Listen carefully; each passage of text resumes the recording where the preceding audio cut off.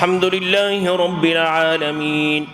الرحمن الرحيم مالك يوم الدين إياك نعبد وإياك نستعين اهدنا الصراط المستقيم صراط الذين أنعمت عليهم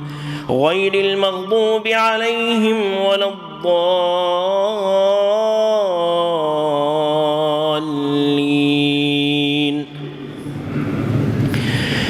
تلك الرسل فضلنا بعضهم على بعض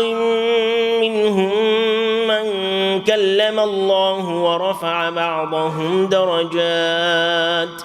وآتينا عيسى ابن مريم البينات وأيدناه بروح القدس ولو شاء الله ما اقتتل الذين من بعدهم من بعد ما جاءتهم البينات ولكن اختلفوا فمنهم من آمن ومنهم من كفر ولو شاء الله ما اقتتلوا ولكن الله يفعل ما يريد. يا أيها الذين آمنوا أنفقوا مما رزقناكم من قبل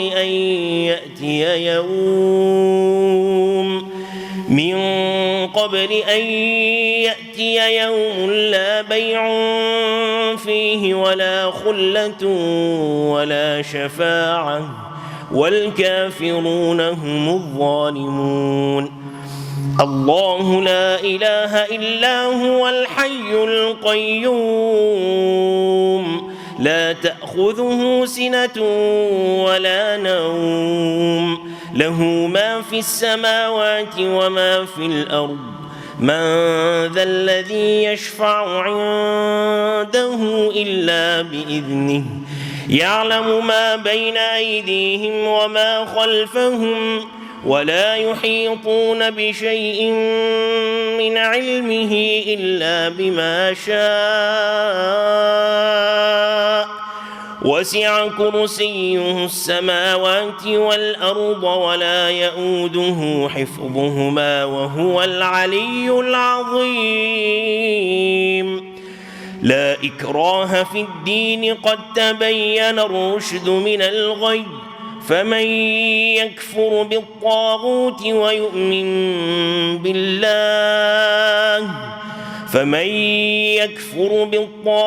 ويؤمن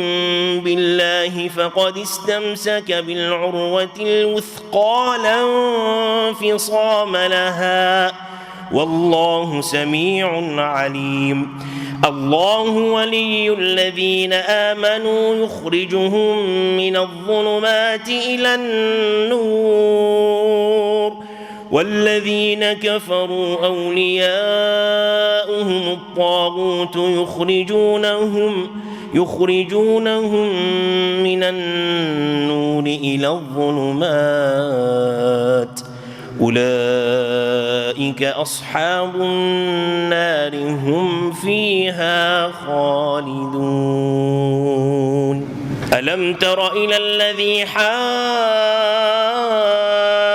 إبراهيم في ربه أن آتاه الله الملك إذ قال إبراهيم ربي الذي يحيي ويميت قال أنا أحيي وأميت قال إبراهيم فإن الله يأتي بالشمس من المشرق فأت بها من المغرب فبهت الذي كفر والله لا يهدي القوم الظالمين. أو كالذي مر على قرية وهي خاوية على عروشها قال أنى يحيي هذه الله بعد موتها فأماته الله 100 عام ثم بعثه قال كم لبثت قال لبثت يوما أو بعض يوم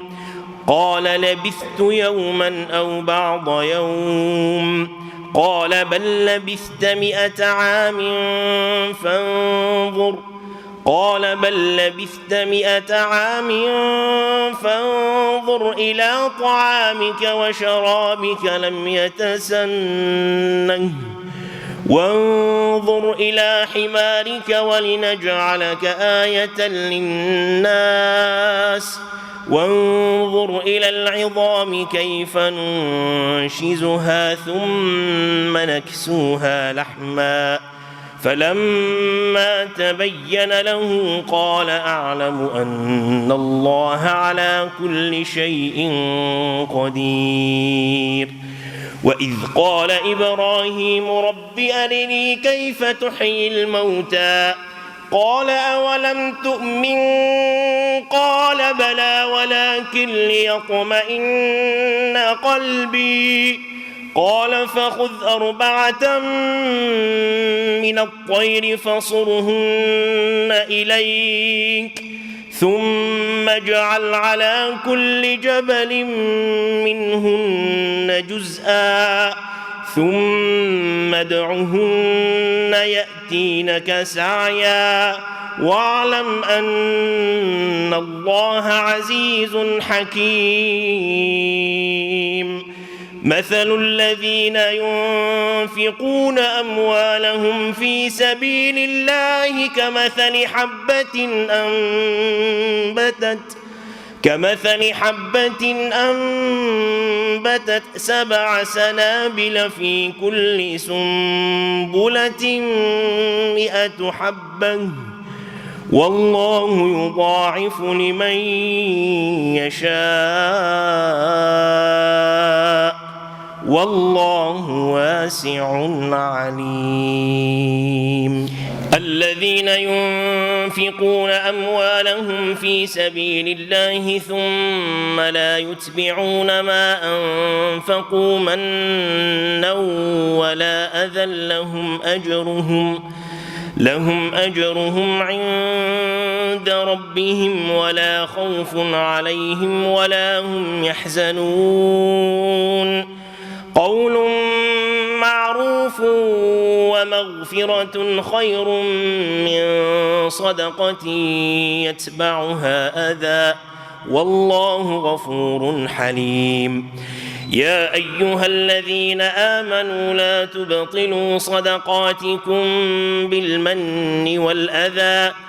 لا تبطلوا صدقاتكم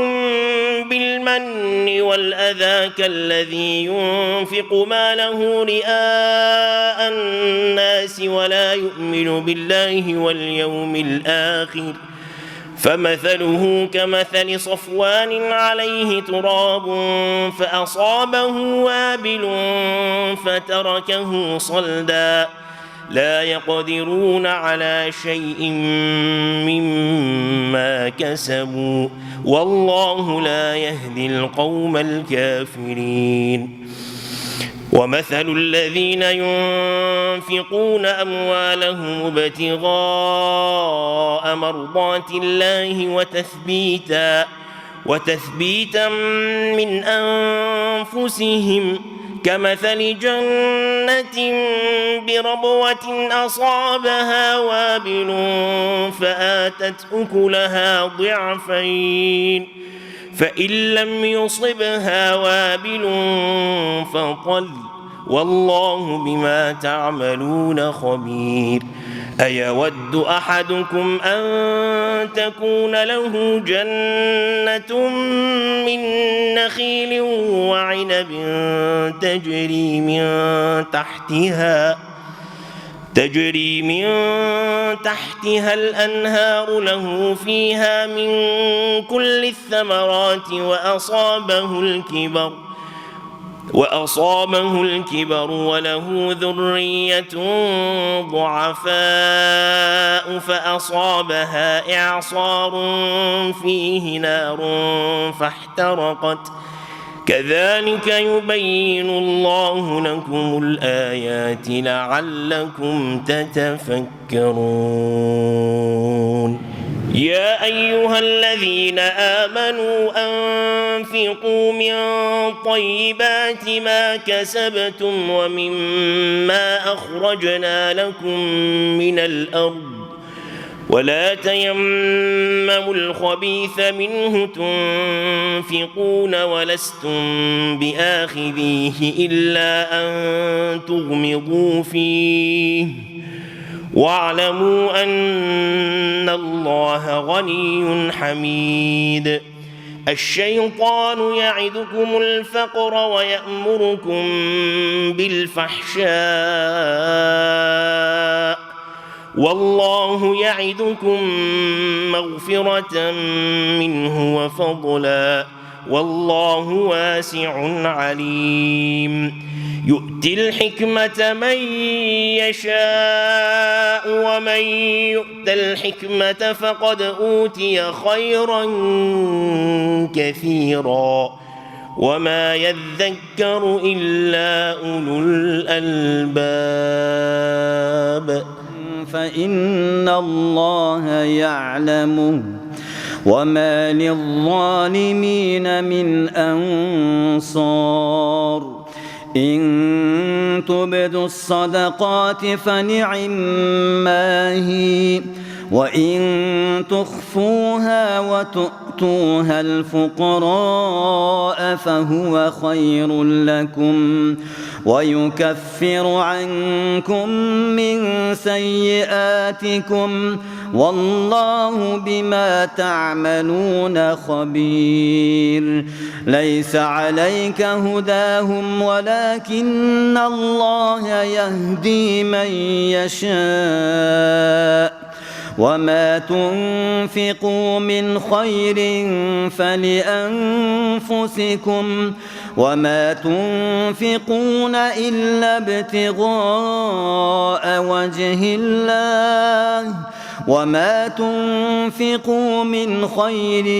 يوفى إليكم وأنتم لا تظلمون. للفقراء الذين أحصروا في سبيل الله لا يستطيعون ضربا في الأرض يحسبهم الجاهل أغنياء من التعفف تعرفهم بسيماهم لا يسألون الناس إلحافا وما تنفقوا من خير فإن الله به عليم. الذين ينفقون أموالهم بالليل والنهار سرا وعلانية فلهم أجرهم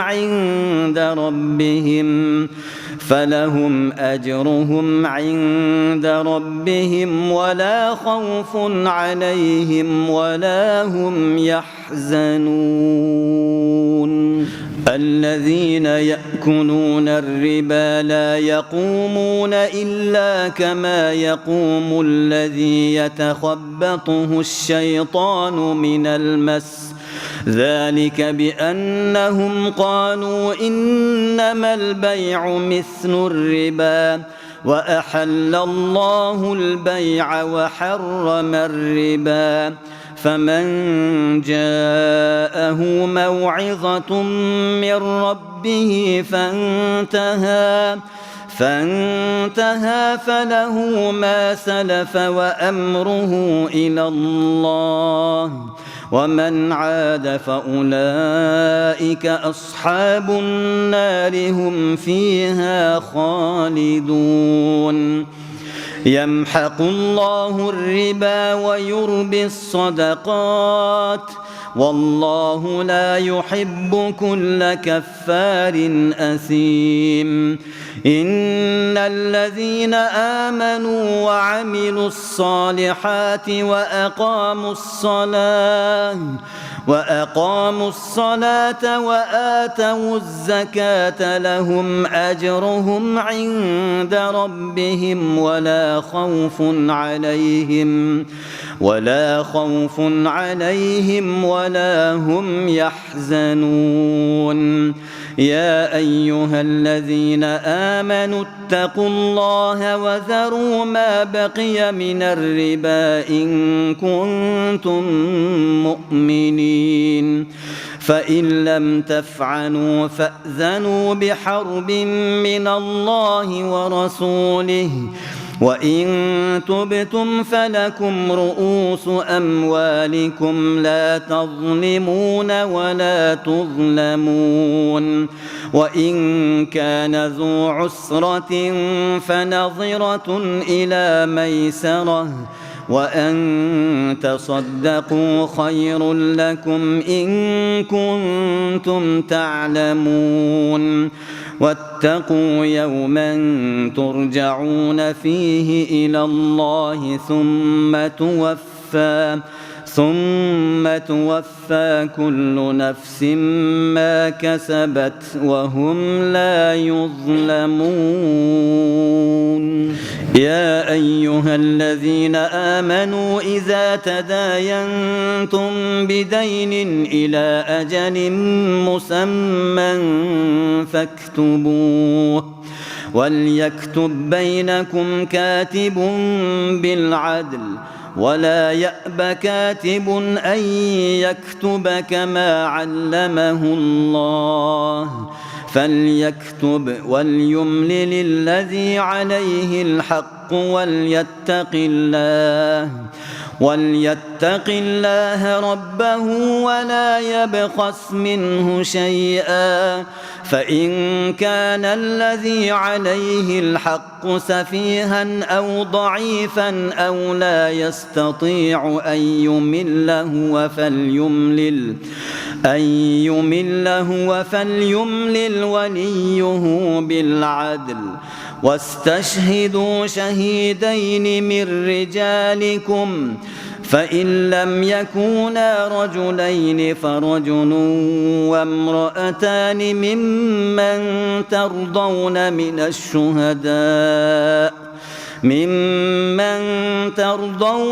الشهداء أن تضل إحداهما فتذكر إحداهما الأخرى ولا يأبى الشهداء إذا ما دعوا ولا تسأموا أن تكتبوه صغيرا أو كبيرا إلى أجله ذلكم أقسط عند الله وأقوم للشهادة وأدنى ألا ترتابوا إلا أن تكون تجارة حاضرة تديرونها بينكم فليس عليكم جناح ألا تكتبوها وأشهدوا إذا تبايعتم ولا يضار كاتب ولا شهيد وإن تفعلوا فإنه فسوق بكم واتقوا الله ويعلمكم الله والله بكل شيء عليم وإن كنتم على سفر ولم تجدوا كاتبا فرهان مقبوضة فإن أمن بعضكم بعضا فليؤد الذي اؤتمن أمانته وليتق الله ربه ولا تكتموا الشهادة ومن يكتمها فإنه آثم قلبه والله بما تعملون عليم لله ما في السماوات وما في الأرض وإن تبدوا ما في أنفسكم أو تخفوه يحاسبكم به الله فيغفر لمن يشاء ويعذب من يشاء والله على كل شيء قدير. آمن الرسول بما أنزل إليه من ربه والمؤمنون كل آمن بالله وملائكته وكتبه ورسله لا نفرق بين أحد من رسله وقالوا سمعنا وأطعنا غفرانك ربنا وإليك المصير. لا يكلف الله نفسا إلا وسعها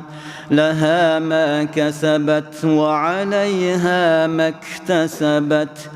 ربنا لا تؤاخذنا إن نسينا أو أخطأنا ربنا ولا تحمل علينا إصرا كما حملته على الذين من قبلنا ربنا ولا تحملنا ما لا طاقة لنا به واعف عنا واغفر لنا وارحمنا أنت مولانا فانصرنا على القوم الكافرين. ألف لام ميم الله لا إله إلا هو الحي القيوم نزل عليك الكتاب بالحق مصدقا لما بين يديه وأنزل التوراة والإنجيل من قبل هدى للناس وأنزل الفرقان إن الذين كفروا بآيات الله لهم عذاب شديد والله عزيز ذو انتقام. إن الله لا يخفى عليه شيء في الأرض ولا في السماء هو الذي يصوركم في الأرحام كيف يشاء لا إله إلا هو العزيز الحكيم. هو الذي أنزل عليك الكتاب منه آيات محكمات هن أم الكتاب وأخر متشابهات فأما الذين في قلوبهم زيغ فيتبعون ما تشابه منه ابتغاء الفتنة وابتغاء تأويله وما يعلم تأويله إلا الله والراسخون في العلم يقولون آمنا به كل من عند ربنا وما يذكر إلا أولو الألباب. ربنا لا تزغ قلوبنا بعد إذ هديتنا وهب لنا من لدنك رحمة إنك أنت الوهاب. ربنا إنك جامع الناس ليوم لا ريب فيه إن الله لا يخلف الميعاد. إن الذين كفروا لن تغني عنهم أموالهم ولا أولادهم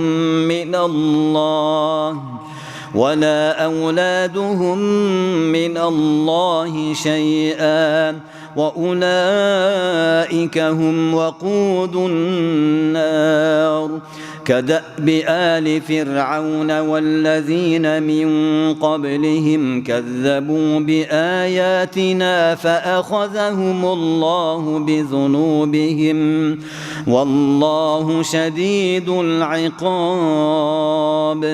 قل للذين كفروا ستغلبون وتحشرون إلى جهنم وبئس المهاد قد كان لكم آية في فئتين التقتا فئة تقاتل في سبيل الله وأخرى كافرة يرونهم مثليهم رأي العين والله يؤيد بنصره من يشاء إن في ذلك لعبرة لأولي الأبصار زين للناس حب الشهوات من النساء والبنين والقناطير المقنطرة من الذهب والفضة والخيل المسومة والأنعام والحرث ذلك متاع الحياة الدنيا والله عنده حسن المآب قل أنبئكم بخير من ذلكم للذين اتقوا عند ربهم جنات تجري من تحتها الأنهار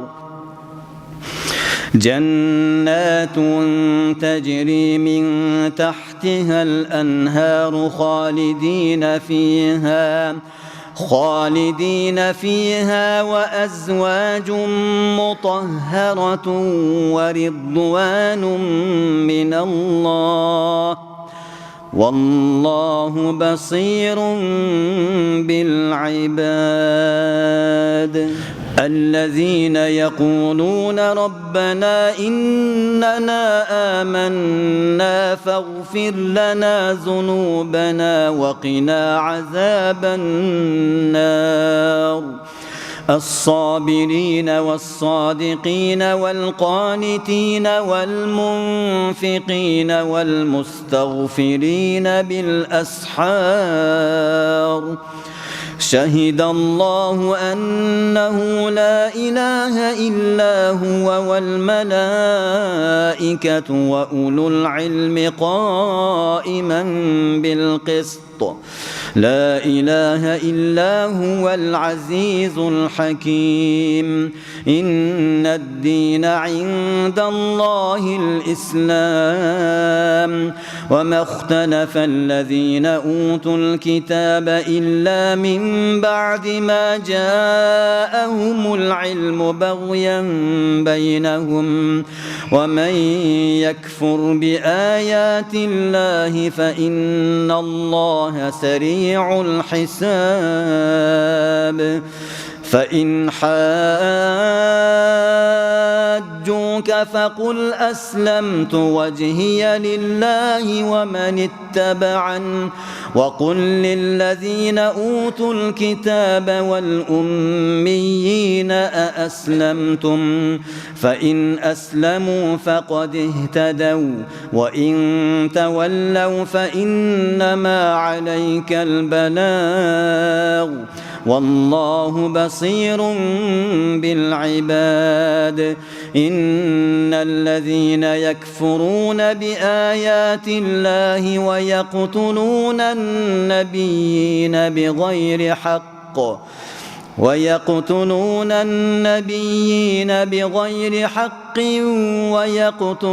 الذين ويقتلون الذين يأمرون بالقسط من الناس فبشرهم بعذاب أليم أولئك الذين حبطت أعمالهم في الدنيا والآخرة وما لهم من ناصرين ألم تر إلى الذين أوتوا نصيبا من الكتاب يدعون إلى كتاب الله ليحكم بينهم ثم يتولى فريق منهم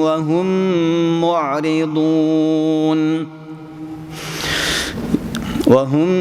معرضون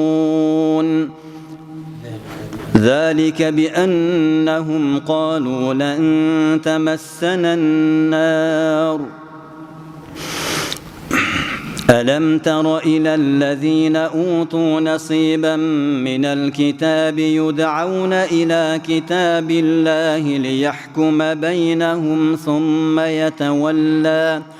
ثم يتولى فريق منهم وهم معرضون ذلك بأنهم قالوا لن تمسنا النار إلا أياما معدودات وغرهم في دينهم ما كانوا يفترون فكيف إذا جمعناهم ليوم لا ريب فيه ووفيت كل نفس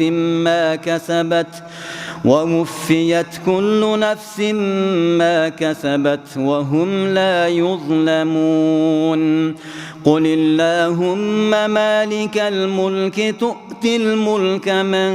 تشاء وتنزع الملك ممن تشاء وتعز من تشاء وتذل من تشاء بيدك الخير إنك على كل شيء قدير تولج الليل في النهار وتولج النهار في الليل وتخرج الحي من الميت وتخرج الميت من الحي وترزق من تشاء بغير حساب لا يتخذ المؤمنون الكافرين أولياء من دون المؤمنين ومن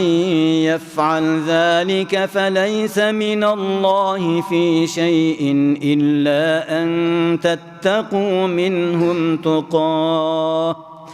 ويحذركم الله نفسه وإلى الله المصير قل إن تخفوا ما في صدوركم أو تبدوه يعلمه الله ويعلم ما في السماوات وما في الأرض والله على كل شيء قدير يوم تجد كل نفس ما عملت من خير محضرا وما عملت من سوء تود لو أن بينها وبينه أمدا بعيدا ويحذركم الله نفسه والله رؤوف بالعباد قل إن كنتم تحبون الله فاتبعوني يحببكم الله ويغفر لكم ذنوبكم والله غفور رحيم قل أطيعوا الله والرسول فإن تولوا فإن الله لا يحب الكافرين إن الله اصطفى آدم ونوحا وآل إبراهيم وآل عمران على العالمين ذرية بعضها من بعض والله سميع عليم. إذ قالت امرأة عمران رب إني نذرت لك ما في بطني محررا فتقبل مني إنك أنت السميع العليم. فلما وضعتها قالت رب إني وضعتها أنثى والله أعلم بما وضعت وليس الذكر كالأنثى وإني سميتها مريم وإني أعيذها بك وذريتها من الشيطان الرجيم. فتقبلها ربها بقبول حسن وأنبتها نباتا حسنا وكفلها زكريا. كلما دخل عليها زكريا المحراب وجد عندها رزقا قال يا مريم أنى لك هذا قالت هو من عند الله إن الله يرزق من يشاء بغير حساب. هنالك دعا زكريا ربه قال رب هب لي من لدنك ذرية طيبة إنك سميع الدعاء. فنادته الملائكة وهو قائم يصلي في المحراب أن الله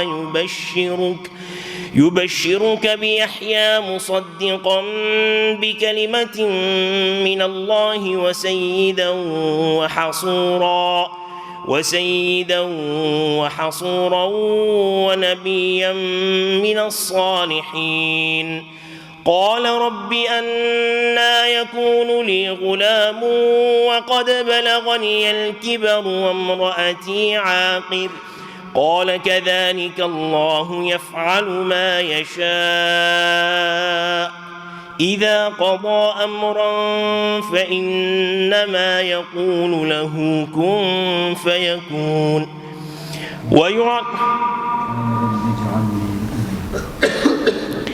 قال رب اجعل لي آية قال آيتك ألا تكلم الناس 3 أيام إلا رمزا واذكر ربك كثيرا وسبح بالعشي والإبكار. وإذ قالت الملائكة يا مريم إن الله اصطفاك وطهرك واصطفاك على نساء العالمين. يا مريم قنتي لربك واسجدي واركعي مع الراكعين. ذلك من أنباء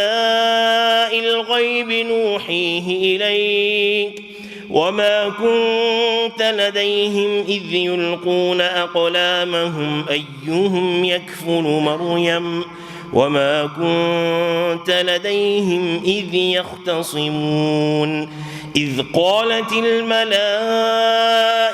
يا مريم إن الله يبشرك بكلمة منه اسمه المسيح عيسى بن مريم وجيها في الدنيا والآخرة ومن المقربين. ويعلمه الكتاب والحكمة والتوراة والإنجيل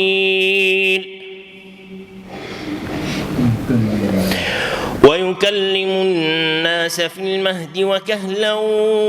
ونبيا من الصالحين. قالت رب أنى يكون لي ولد ولم يمسسني بشر قال كذلك الله يخلق ما يشاء إذا قضى أمرا فإنما يقول له كن فيكون ويعلمه الكتاب والحكمة والتوراة والإنجيل ورسولا إلى بني إسرائيل أني قد جئتكم بآية من ربكم أني أخلق لكم من الطين كهيئة الطير فأنفخ فيه فيكون طيرا بإذن الله وأبرئ الأكمه والأبرص وأحيي الموتى بإذن الله وأنبئكم بما تأكلون وما تدخرون في بيوتكم إن في ذلك لآية لكم إن كنتم مؤمنين ومصدقا لما بين يدي من التوراة ولأحل لكم بعض الذي حرم عليكم وجئتكم بآية من ربكم فاتقوا الله وأطيعون إن الله ربي وربكم فاعبدوه هذا صراط مستقيم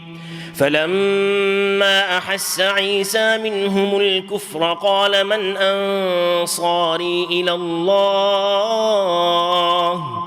قال الحواريون نحن أنصار الله آمنا بالله واشهد بأننا مسلمون ربنا آمنا بما أنزلت واتبعنا الرسول فاكتبنا مع الشاهدين ومكروا ومكر الله والله خير الماكرين إذ قال الله يا عيسى إني متوفيك ورافعك إلي ومطهرك من الذين كفروا وجاعل الذين اتبعوك فوق الذين كفروا إلى يوم القيامة ثم إلي مرجعكم فأحكم بينكم فيما كنتم فيه تختلفون فأما الذين كفروا فأعذبهم عذابا شديدا في الدنيا والآخرة وما لهم من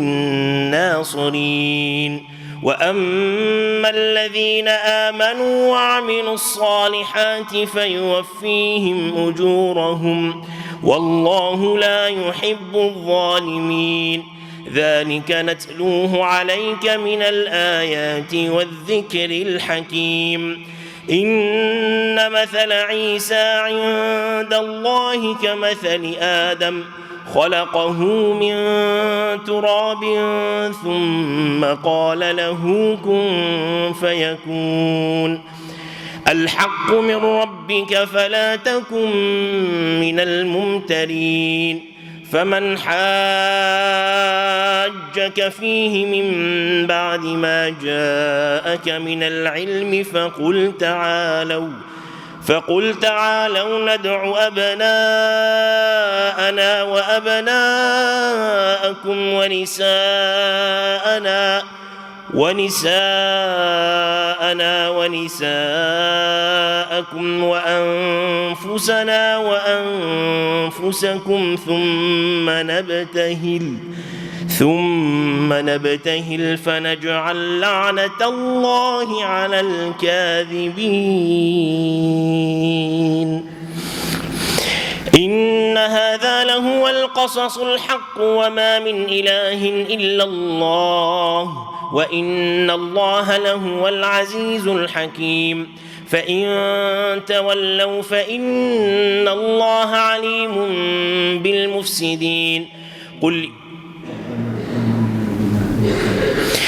إن هذا لهو القصص الحق وما من إله إلا الله وإن الله لهو العزيز الحكيم فإن تولوا فإن الله عليم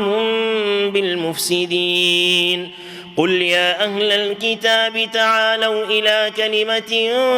سواء بيننا وبينكم ألا نعبد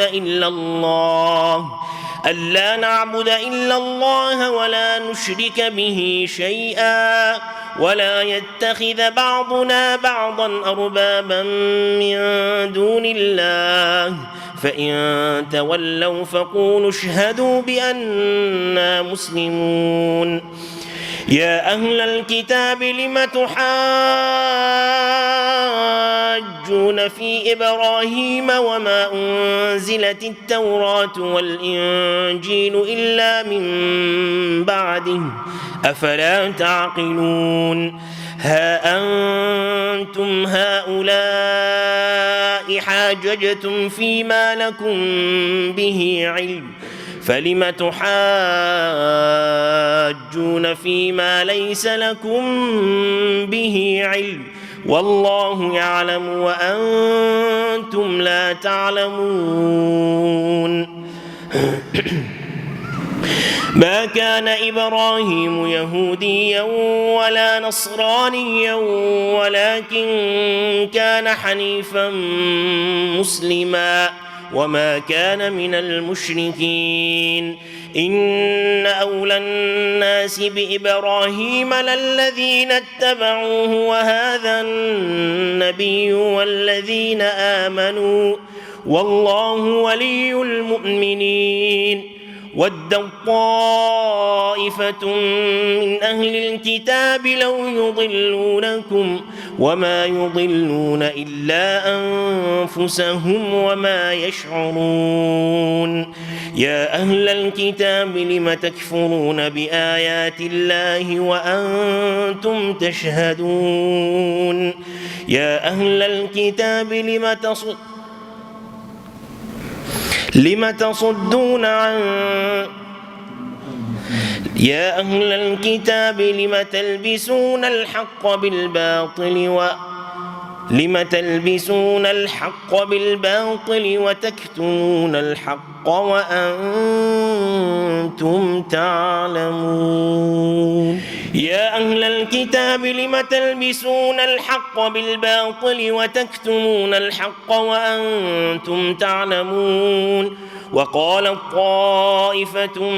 من أهل الكتاب آمنوا بالذي أنزل على الذين آمنوا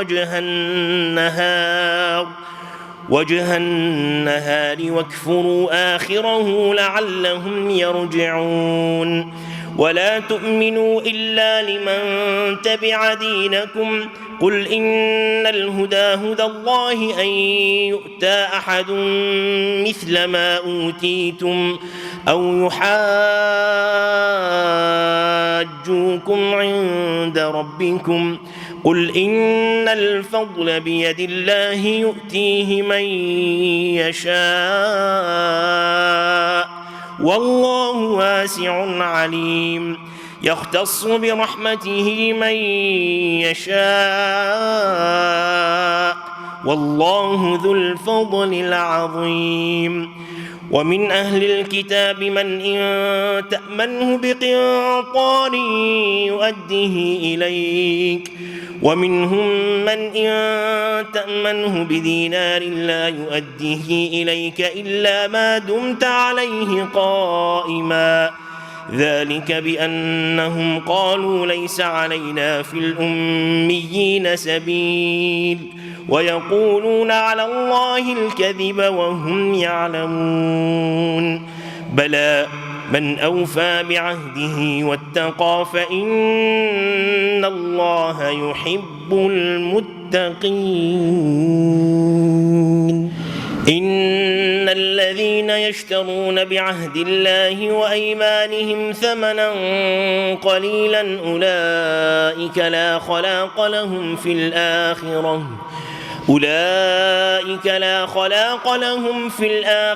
ولا يكلمهم الله ولا ينظر إليهم يوم القيامة ولا ينظر إليهم يوم القيامة ولا يزكيهم ولهم عذاب أليم. وإن منهم لفريقا يلوون ألسنتهم بالكتاب لتحسبوه من الكتاب وما هو من الكتاب ويقولون هو من عند الله وما هو من عند الله ويقولون على الله الكذب وهم يعلمون. ما كان لبشر أن يؤتيه الله الكتاب والحكم والنبوة ثم يقول للناس كونوا عبادا لي من دون الله ولكن كونوا ربانيين بما كنتم تعلمون الكتاب وبما كنتم تدرسون. ولا يأمركم أن تتخذوا الملائكة والنبيين أربابا أيأمركم بالكفر بعد إذ أنتم مسلمون. وإذ أخذ